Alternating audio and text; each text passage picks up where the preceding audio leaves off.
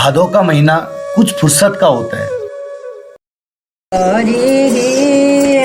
इन्हीं पौधों से माता पार्वती की एक आकृति बनाई जाती है। फिर उस आकृति को एक डलिया में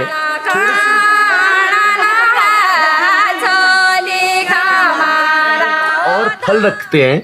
फिर दोनों तरफ से पकड़कर उसे ऊपर को उछालते हैं। ऋतु में बिच्छू घास को लगाने से कई असाध्य रोग और भय दूर हो जाते, विसर्जित कर दिया जाता है, जिसको आम भाषा में सेला या शिला देना। ये एक मौका होता था जब आठों के पर्व के लिए लोग उत्सुक रहते थे कि हम नए कपड़े पहनेंगे। तो एक दिन फिर क्या पता ये आठों का पर्व और हमारी संस्कृति जीवित रहे, बची रहे।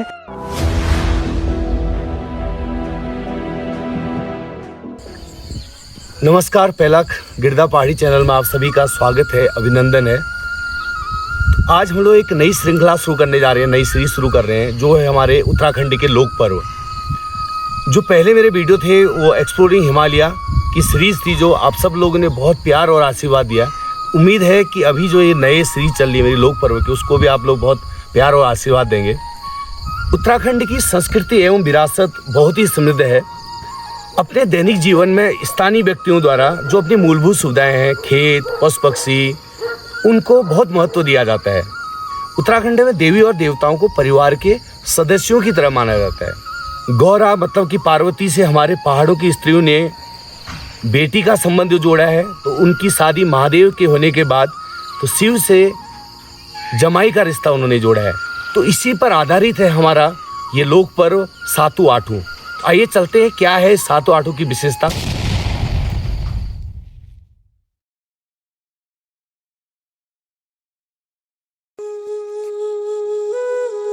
जेठ आषाढ़ की तप्त गर्मी और हाड़ तोड़ देने वाली धान की रोपाई के बाद सावन के घुमड़ते मेघ पहाड़ों के जीवन को कुछ पल के लिए शिथिल कर देते हैं।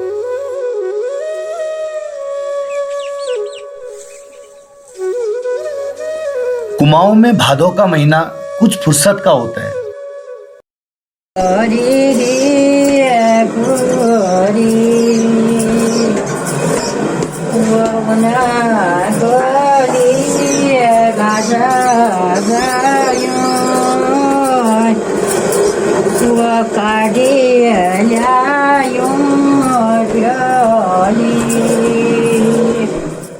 निराई गुड़ाई के बाद धान की बालियों में दूध भरने लगता है। साफ तेज धूप फसलों को पका रही होती है। ऐसे में लोक समाज का होशिया मन फुर्सत मिलते ही निकल पड़ता है मेले खेलों की ओर। तब शुरुआत होती है इन उत्सवों की, और इन उत्सवों का आगाज होता है सातों आठों पर्व से। उत्तराखंड राज्य में इस पर्व को कुमाऊं के अल्मोड़ा, बागेश्वर और चंपावत जनपद से लेकर सीमांत पिथौरागढ़ जिले के लगभग सभी स्थानों में मनाया जाता है। प्रतिवर्ष मनाए जाने वाले इस त्योहार की शुरुआत भाद्रपद मास की पंचमी तिथि से होती है, यानी कि अगस्त सितंबर महीने में शुरू होता है। इसे बिरुड़ पंचमी भी कहते हैं। इस दिन हर घर में तांबे के एक बर्तन में 5 अनाजों मक्का, गेहूं, गहर, ग्रूस व कलू को भिगोकर मंदिर के समीप रखा जाता है, और इन अनाजों को सामान्य भाषा में बिरुड़े या बिरुड़ा भी बोला जाता है, क्योंकि ये अनाज औषधि गुणों से भी भरपूर होते हैं। वह स्वास्थ्य की दृष्टि से भी अति लाभप्रद होते हैं।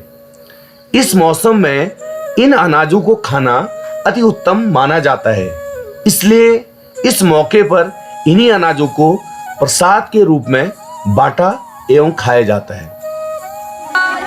पंचमी के दिन भिगोए गए 5 अनाजों के बर्तन को नौले, गांव में पानी भरने की सामूहिक जगह जहां होती है, में ले जाकर उन अनाजों को पानी से धोया जाता है।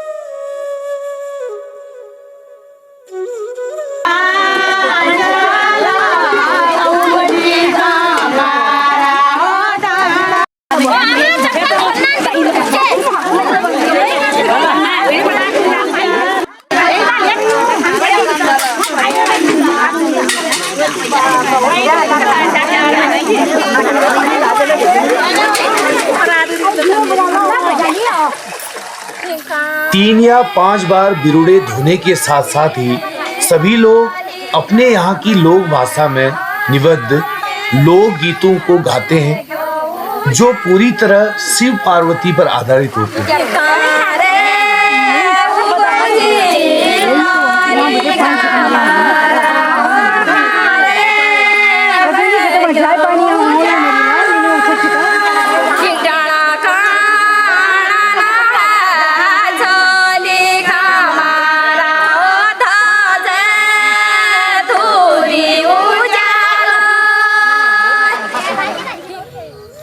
दो दिन बाद सप्तमी के दिन शादीशुदा महिलाएं पूरे दिन व्रत रखती हैं। दोपहर बाद अपना पूरा 16 श्रृंगार कर धान के हरे भरे खेतों में निकल पड़ती हैं। धान के खेतों में एक विशेष प्रकार का पौधा जिसे सौ का पौधा कहते हैं भी उगता है। उस पौधे को महिलाएं उखाड़ लेती हैं, साथ में कुछ धान के पौधे भी। इन्हीं पौधों से माता पार्वती की एक आकृति बनाई जाती है। फिर उस आकृति को एक डलिया में थोड़ी सी मिट्टी के बीच में स्थापित कर दिया जाता है। उसके बाद उनको नए वस्त्र व आभूषण पहनाए जाते हैं। पौधों से बनी इसी आकृति को गमरा या माता गौरी का नाम दिया जाता है।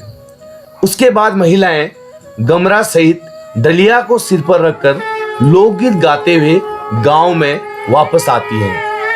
फिर मूर्ति की स्थापना की जाती है।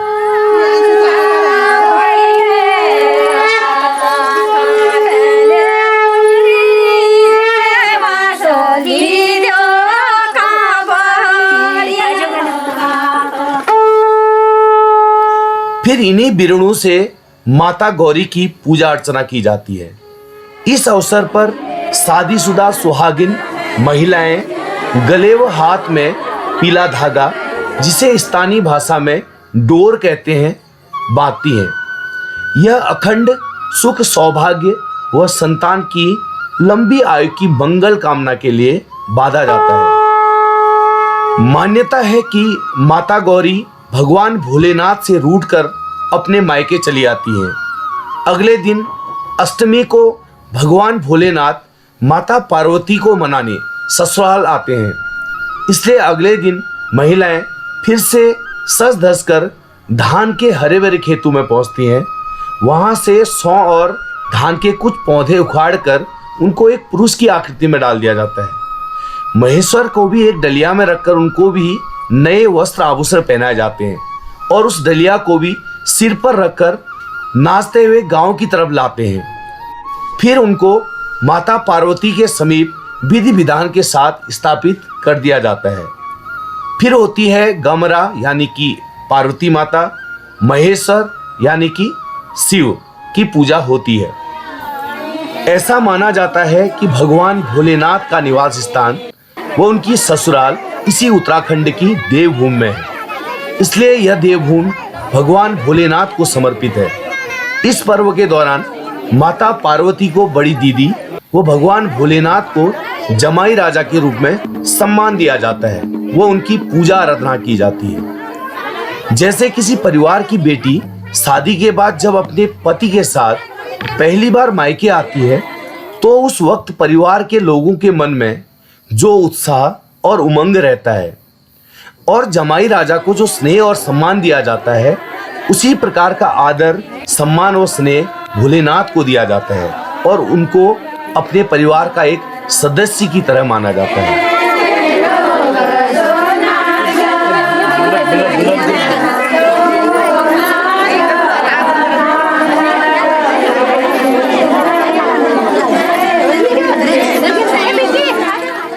नई शादीशुदा महिलाएं गौरा महेश्वर यानी शिव पार्वती की बनी प्रतिमा को बारी बारी से सिर पर लेकर लोकगीतों के साथ नृत्य करती हैं।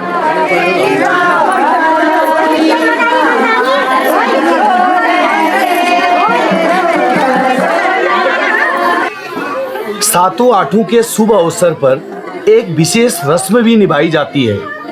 इस रस्म में एक बड़े कपड़े के बीच में बिरुड़ और फल रखते हैं, फिर दोनों तरफ से पकड़कर उसे ऊपर को उछालते हैं। शादीशुदा महिलाएं और कुंवारी कन्याएं अपना आंचल फैलाकर इसे समेटने की कोशिश करती हैं। जिसके आंचल में यह फल और प्रसाद अटकते हैं। ऐसा माना जाता है कि उन्हें अखंड सौभाग्य और मंगलकारी संतान की प्राप्ति होती है। 3-4 दिन तक गांव में प्रत्येक शाम को खेल लगाए जाते हैं, जिसमें अनेक तरह के लोकगीत जैसे जोड़े, चांचरी, छपेली आदि गाए जाते हैं। महिलाएं और पुरुष गोल घेरे में एक दूसरे का हाथ पकड़कर नाचते गाते हुए इस त्योहार का आनंद उठाते हैं और अपने जीवन के लिए वो पूरे गांव की सुख समृद्धि व खुशहाली की कामना करते हैं।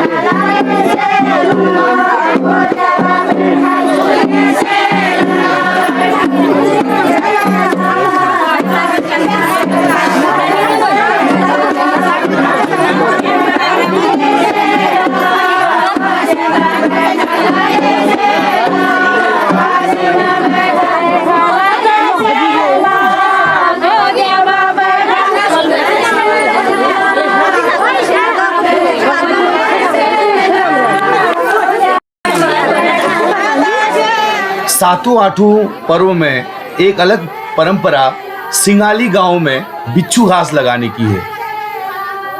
बिच्छू घास, जिसको पहाड़ में सिन्ना भी बोला जाता है, जिसको लगते ही शरीर में एक करंट सा प्रतीत होता है, इसको करंट ट्री भी बोलते हैं। इस दिन लोग बिच्छू घास को स्वेच्छा से लगवाते हैं।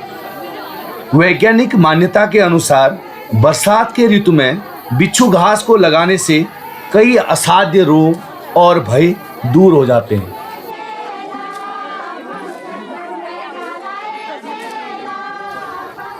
उसके बाद गौरी और महेश्वर को एक स्थानीय मंदिर में बड़े धूमधाम से लोकगीत गाते हुए और ढोल नगाड़े बजाते हुए ले जाया जाता है, जहां पर उनकी पूजा अर्चना के बाद विसर्जित कर दिया जाता है, जिसको आम भाषा में सेला या सिला देना भी कहते हैं। इस अवसर पर मैं देख रहा हूँ, आज मैं पिथौरागढ़ से सुबह यहाँ पर पहुँचा था तो बहुत हर्ष और आनंद महसूस कर रहा था। मैंने ये सोचा कि गांव के लोग जैसे विगत सालों में आया करते थे वैसे ही कई मिलेंगे, लेकिन संख्या बहुत कम हो चुकी है। पहले ऐसा होता था कि जब आठों का पर्व होता था तो हमारे गांव के जितने भी लोग थे साल भर का पर्व इसको मानते हुए यहाँ पर आते थे। नए कपड़े, एक उत्सुकता थी सभी बच्चों में कि नए कपड़े हम पहनेंगे। केवल यही एक मौका होता था जब आठों के पर्व के लिए लोग उत्सुक रहते थे कि हम नए कपड़े पहनेंगे। उम्मीद करूँगा कि हमारे गांव के सभी लोग इस पर्व में यहाँ पर आएँ, हर साल बहुत अच्छे ढंग से इसको मनाएं, ये मेरी दिली इच्छा है। आदमी को अपनी संस्कृति यानी अपनी जड़ से अलग नहीं होना है। तो हमारी संस्कृति है, हम अपनी जड़ को पकड़े रखेंगे तो एक दिन फिर क्या पता ये आठों का पर्व और हमारी संस्कृति जीवित रहे, बची रहे। आज के अंक में बस इतना ही। अगले अंक में हम चलेंगे एक अनूठी परंपरा को अपने में समेटे उत्तराखंड राज्य के पिथौरागढ़ जनपद के ग्राम बजेटी की हिल यात्रा। जरूर देखिए सभी वीडियो को। तो मिलते हैं हम अगले अंक में। तब तक के लिए गिरदा पहाड़ी चैनल को दीजिए इजाजत। ज्यादा से ज्यादा वीडियो को शेयर जरूर कर दें और गिरदा पहाड़ी चैनल को सब्सक्राइब करना ना भूलें और बेल आइकन जरूर दबाएं ताकि सभी नोटिफिकेशन आप तक सबसे पहले पहुंच पाएं। वीडियो को लाइक कीजिए, कमेंट्स कीजिए।